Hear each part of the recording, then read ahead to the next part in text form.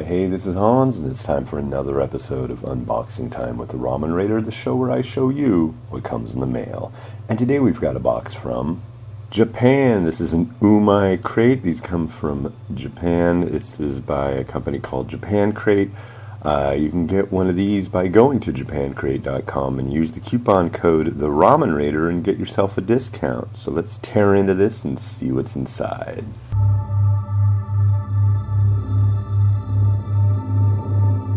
Okay. So the first thing you're going to see when you crack open one of these boxes is this pamphlet. It's got information about everything inside, including cooking instructions, etc., etc. If you lose this and you don't know how to read Japanese or Japanese instructions for instant noodles, you're kind of screwed, so don't lose it.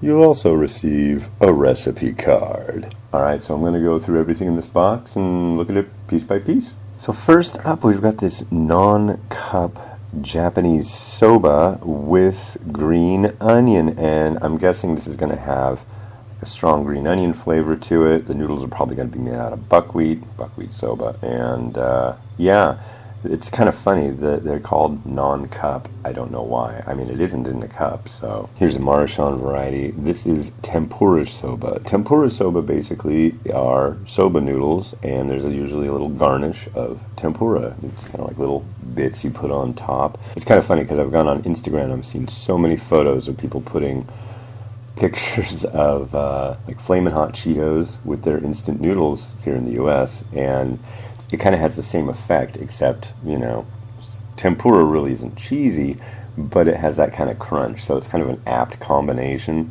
So yeah, it's good stuff. And continuing our cavalcade of sobas, we have some shrimp tempura soba. This is by Yamamoto Saifun. These are really good bowls. There's quite a few of them that they've featured in the last few months. Yamamoto stuff is always good. And this one has a strong shrimp flavor. This one they've featured before. So here's one from Marashan. They're calling it salt off Umai Suyu Kitsune Udon. So Kitsune is fox. Then there's Kitsune Udon features tofu, fried tofu.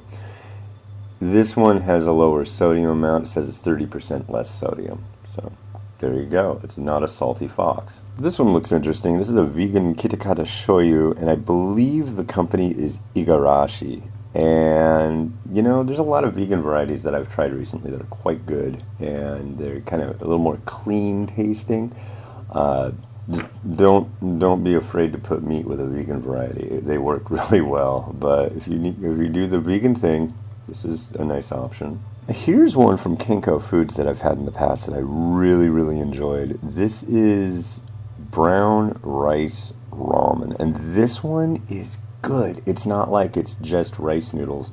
It's a mix of brown rice and wheat flour, and it's done just right to give it a really nice texture to it. This brand usually puts out stuff that's kind of in the healthier vein, so I think it's a sesame kind of flavor. I can't remember, but this one I remember I enjoy quite a bit. So yeah, good one to try.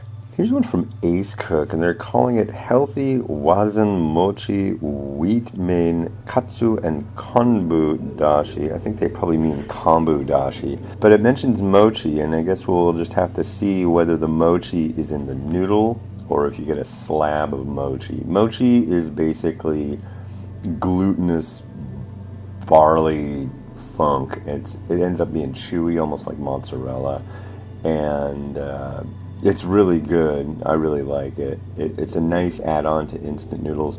The trick is making sure you definitely follow the directions on something that contains that closely. And this one, I'm going to guess it's in the noodle because I don't see a big slab of anything that looks like mozzarella. So yeah, this should be good. It'll just make that means that the noodles will have a chewier texture.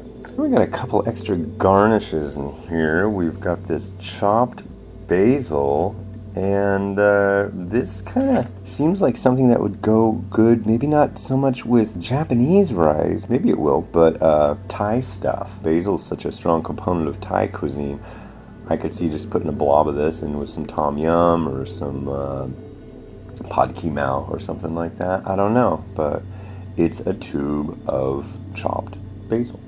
And now, ladies and gentlemen, it's time for the bonus item. This month we've got unagi furikake kabayaki flavor. So it says in here this eel kabayaki is a pantry staple in Japan. Oh, the rich taste matches the sauce of eel kabayaki and Japanese pepper. So that sounds good. Basically it's like a seasoning. You can put it on rice, you can put it on whatever you want. It's furikake. It's kind of like a chunky textured thing, kind of like a seasoning mix. Alright, so in this, the November 2020 Umai crate, you get brown rice ramen, mochi noodles, shrimp tempura noodle, vegan shoyu, tempura soba, furikake, chopped basil, kitsune udon, soba, not in a cup, a recipe card, and your informational pamphlet. Well, thanks to the folks over at Japan Crate for shooting this box over. Hey, you know, Christmas is right around the corner and every other holiday to boot.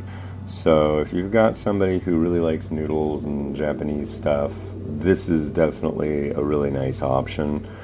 But yeah, head over to japancrate.com and use the coupon code TheRamenRaider, get yourself a discount, and yeah, good stuff.